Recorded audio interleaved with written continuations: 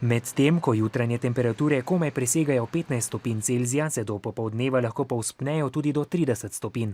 Najbolj občutljivi so ljudje z kroničnimi boleznimi, ponavadi tisti, ki imajo povečan krvni tlak, potem imajo težave z veliko telesno težo, ki imajo tudi težave z gibanjem. Nenadne otoplitve pa občutijo tudi zdravi ljudje. Najpogosteje pride do nihanja razpoloženja, utrujenosti, vrtoglavice, razdražljivosti in depresije. Starejši, ko si hujše, prenašaš. Enkrat sem tako oblečen, enkrat se moram obleči kratke rokave, enkrat dolge. Ja, otroci so bolani, se pozna.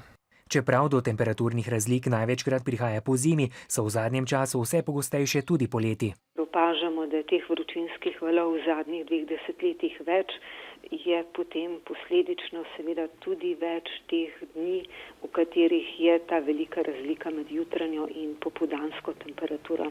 Če se želimo negativnim posledicam izogniti, se moramo veliko gibati, uživati sadje in zelenjavo ter veliko piti. Se priporočajo sadni sokovi, kakšne limonade brez dodanega sladkorja, 100% sokovi in najboljša je voda, čisto navadna voda, brez dodanih okusov. Nasvete velja upoštevati, zaradi nenadnih vremenskih sprememb namreč v Evropi trpi kar tretjina ljudi.